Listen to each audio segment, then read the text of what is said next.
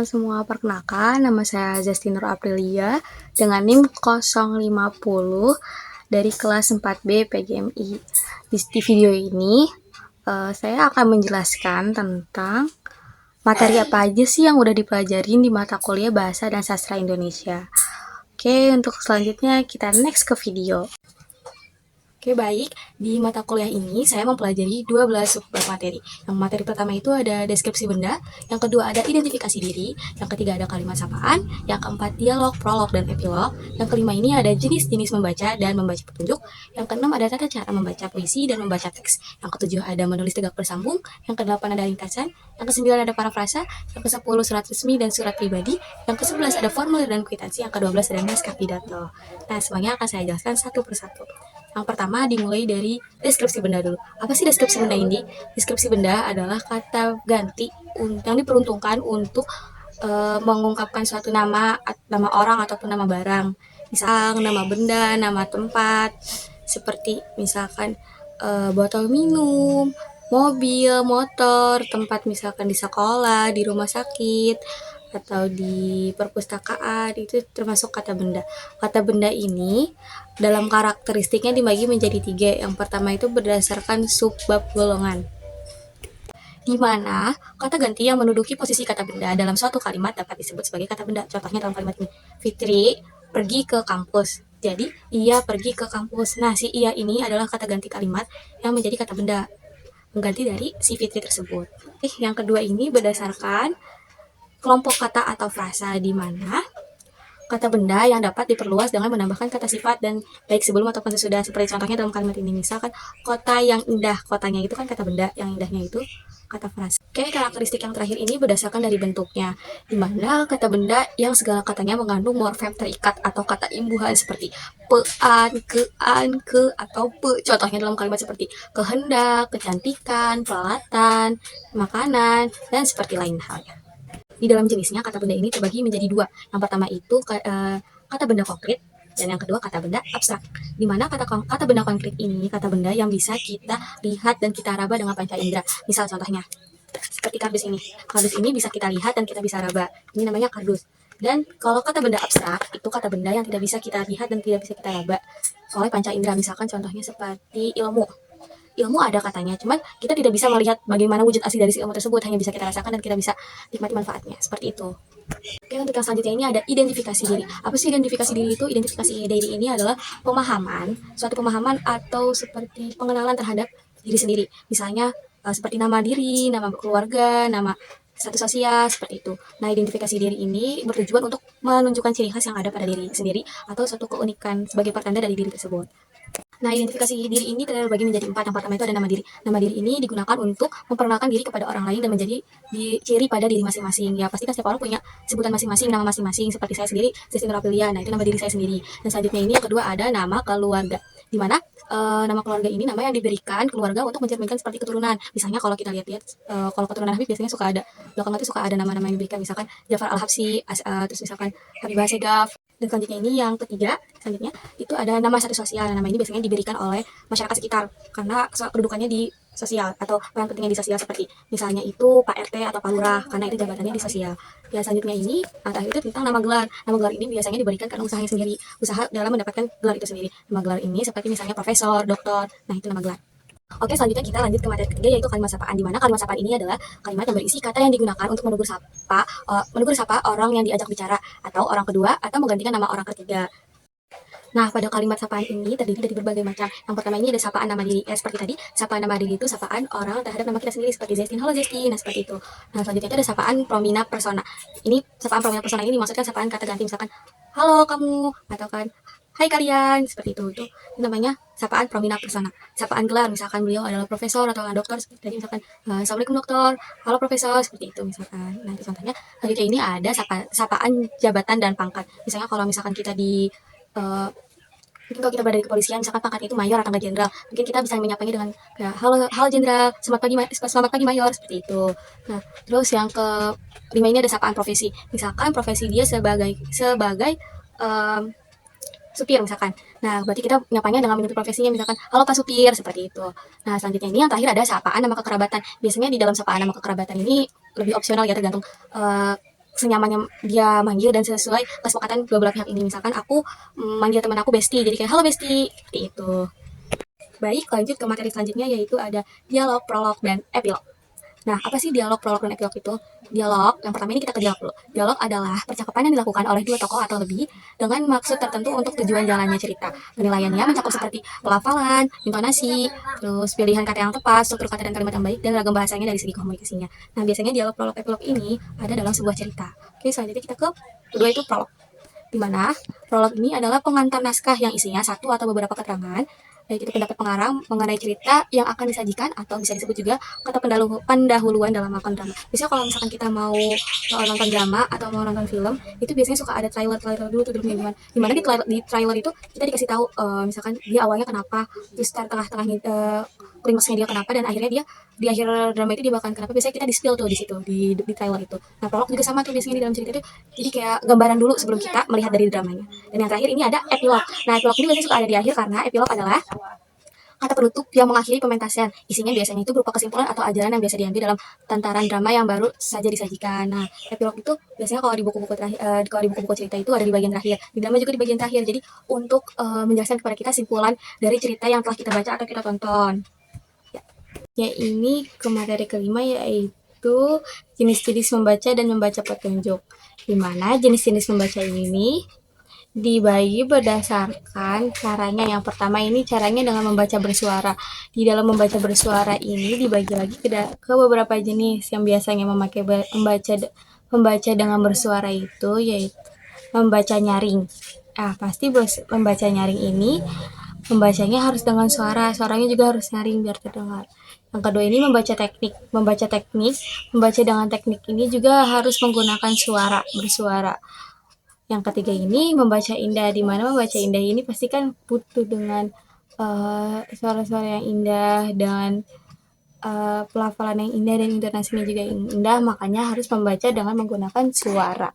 Yang kedua ini membaca tidak bersuara, biasanya itu membaca dalam hati. Nah, di membaca tidak bersuara ini ada membaca dengan teliti. Biasanya kalau orang lagi baca dengan teliti itu dia sungguh-sungguh nggak pakai suara. Jadi kayak di dalam hati dia fokusin, biar dia bisa menangkap semua dari bacaannya biar dengan fokus. Jadinya dia nggak bersuara, diam dalam hati. Selanjutnya itu ada membaca dengan pemahaman. Ya, biasa sama dengan teliti karena dia mencari pemahaman, dia membacanya di dalam hati sama sambil dipikirin. Jadi biar pemahamannya itu masuk ke dia. Terus membaca ide. Nah, ide juga biasanya tidak bersuara, dia dalam hati. Selanjutnya ada membaca kritis, juga sama seperti membaca teliti dalam hati juga tidak bersuara. Membaca telaah bahasa juga itu dia tidak bersuara. Selanjutnya membaca skimming atau bergumam itu tidak bersuara, suaranya kecil doang. Terus dan yang terakhir itu ada membaca cepat. Kalau membaca cepat, kalau misalkan dia bersuara biasanya jadi belibet. Makanya dia membacanya tidak bersuara di dalam hati. Nah, selanjutnya ini ada jenis-jenis membaca. Kalau tadi itu berdasarkan dengan caranya, yang sekarang ini jenis membaca berdasarkan tujuannya. Yang pertama ini ada membaca intensif, yang kedua ini ada membaca ekstensif, yang ketiga ini ada membaca ekskritis, yang keempat ada membaca cepat, yang kelima membaca indah, yang keenam ada membaca dengan teknik. Biasanya untuk membaca teks petunjuk ini kita lihat dulu dengan petunjuk yang pertamanya, lalu setelah itu kita lakukan step-step berikutnya sesuai dengan petunjuk yang ada, kita lakukan dengan petunjuk yang ada. Nah, untuk dalam membaca teks petunjuk ini ada tata cara dengan baik dan benar. Yang pertama ini kita harus bertanya, yang kedua ini kita harus melanjutkan, yang ketiga pilih, yang keempat ini diskusikan, kelima cari, yang keenam baru disimpulkan, yang ketujuh jangan terlalu cepat. Apalagi dalam teks petunjuk itu jangan terlalu cepat, karena kita harus memahami setiap detail-detail per setiap petunjuk yang ada. Terus yang selanjutnya ini terpaku pada beberapa kata. Ini kita jangan terpaku pada beberapa kata, karena ini bisa membuang-buang waktu. Tapi kalau misalkan emang kita lagi dalam proses membaca kritis atau intensif, itu boleh karena kita mencari pemahaman. Cuman kalau misalkan kita dalam proses membaca cepat, ini jangan sampai kita terpaku dalam beberapa kata, karena itu bisa membuang-buang waktu. Dan yang terakhir ini untuk kita paham dan kita lebih memahami itu dicatat. Nah, materi yang selanjutnya ini ada tata cara membaca puisi dan tata cara membaca teks. Sebelum kita ke tata cara membaca puisi, sebenarnya puisi itu apa sih? Nah, puisi ini adalah suatu bentuk karya sastra yang biasanya itu berisi tentang kata-kata indah yang memiliki makna tersendiri. Makanya dari itu, puisi harus mempunyai tata cara membacanya yang benar. Nah, Di dalam membaca puisi, kita harus memperhatikan beberapa hal seperti ini. Membaca puisi harus dengan lafal yang benar, karena di dalam kalimat puisi itu memiliki arti dan makna serta emosi yang berbeda. Jadi kita harus melafalkan dengan yang benar. Nah, dan kita harus juga membaca dengan lantang agar semuanya bisa agar makna dan emosi yang kita rasakan di dalam puisi ini tersampaikan kepada orang lain. Selanjutnya ini ada membacakan puisi dengan intonasi yang indah. Selain lantang, kita juga membacanya harus yang indah agar ya itu tadi emosinya sampai ke penonton. Terus yang ketiga ini membacakan puisi dengan ekspresi yang benar. Nah, ekspresinya harus benar sesuai dengan kalimat yang ada. Nah, hal-hal yang perlu diperhatikan dalam membaca puisi agar penampilan menjadi baik ini ada 3. Yang pertama, kita harus pahami dulu isi dari puisi tersebut. Apa sih isinya puisi ini? Apa? Tentang puisi, tentang elegi, kesedihan, atau tentang kegembiraan. Kita harus pahami dulu agar kita bisa mengekspresikan dari puisi tersebut. Terus yang kedua ini ada memperhatikan olah vokal, meliputi kejelasan, ucapan, jelas tekanan, dan kelancaran. Karena kan puisi ini biasanya didengar banyak orang. Kalau misalkan kita pelafalannya masih belum jelas, takutnya orang yang ngedenger ini nggak ngerti apa yang kalimat kita sebutin. Dan takutnya malah jadi beda makna gitu. Makanya kita harus pelafalannya jelas, lantang, dan benar. Yang ketiga ini yang terakhir memperhatikan penghayatan dan penampilan. Penghayatan perlu banget di saat kita membaca puisi karena itu tadi agar emosinya tersampaikan.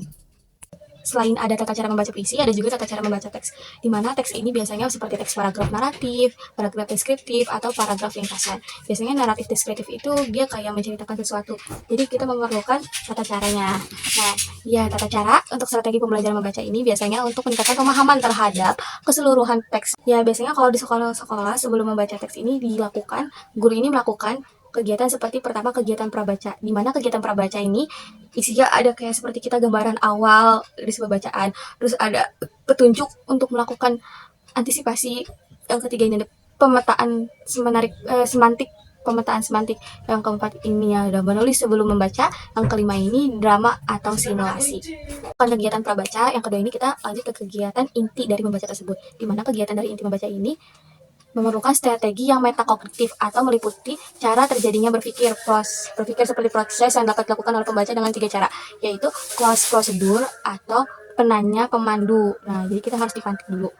Yang ketiga ini ada setelah kegiatan inti, yaitu ada kegiatan pasca baca, di mana kegiatan pasca baca ini berisi untuk memperluas kesempatan belajar dan siswa diberi kesempatan untuk memerlukan informasi apa saja yang didapatkannya langsung, dan setelah itu baru mengajukan pertanyaan dan habis itu mengadakan pameran visual, dan yang terakhir ini pementasan teater.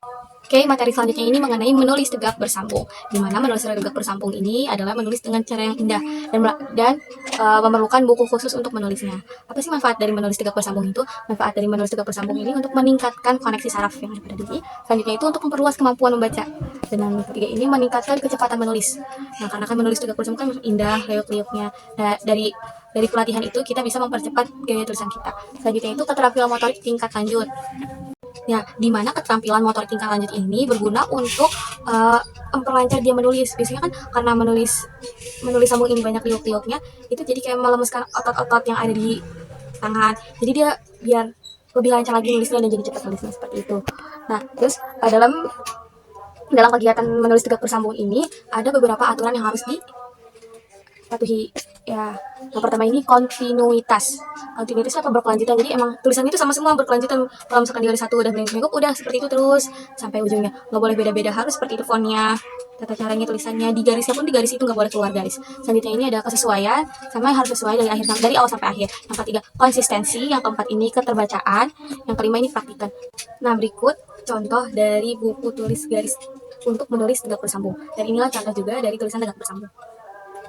Oke, selanjutnya ke materi selanjutnya yaitu ringkasan. Apa sih ringkasan ini? Ringkasan adalah bentuk penyajian singkat dari sebuah tulisan yang asli dan mempertahankan urutan isi serta sudut pandang dari pengarang aslinya. Nah, di mana di setiap kita ingin membuat ringkasan ini harus sangat diperhatikan dari keaslian dari sudut pandang penulis aslinya dan tetap mempertahankan alur pikiran serta perspektif dari pengarang asli. Apa sih tujuannya dari kita menulis ringkasan ini?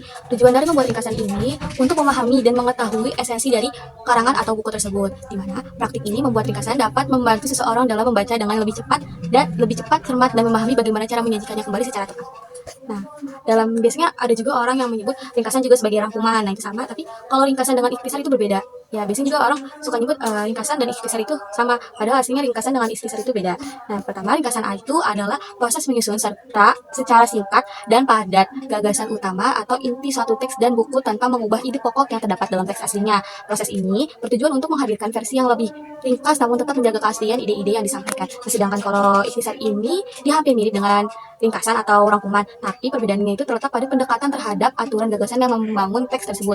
Dalam ikhtisar, nggak ada kewajiban untuk mempertahankan urutan tersebut, dan hal ini sepenuhnya tergantung pada pembuat ikhtisar. Namun demikian, ikhtisar harus mampu menangkap esensi dari bacaan aslinya tanpa menghilangkan makna yang penting. Nah, lebih tepatnya kalau misalkan si ringkasan ini kan kita harus mempertahankan urutannya. Kalau ikhtisar ini dia lebih bebas, dia boleh dengan gaya bahasa dia sendiri, si pembuat ikhtisar sendiri, tapi yang penting jangan menghilangkan makna dari arti tulisan tersebut. Kalau misalkan ringkasan kan dia harus sistematis tersusun seperti ide penulis aslinya. Kalau misalkan ikhtisar itu dia boleh kita tulis ulang dengan bahasa kita sendiri meskipun nggak secara tersusun seperti teks aslinya, yang penting tidak menghilangkan makna dari si kalimat tersebut. Oke, materi selanjutnya yaitu mengenai parafrasa, di mana parafrasa adalah pengungkapan kembali satu tuturan dari sebuah tingkatan atau macam bahasan menjadi yang lain tanpa mengubah pengertiannya. Nah, karena pada umumnya, jika penulis menuliskan suatu kata atau bahasa orang lain tanpa menyertakan sumber atau biasa disebut sebagai plagiarisme atau copy paste, itu dapat melanggar hukum. Nah, di dalam parafrasa ini memiliki beberapa jenis, yaitu yang pertama ada parafrasa ekuivalen, yang kedua ini ada parafrasa keantoniman ingkaran.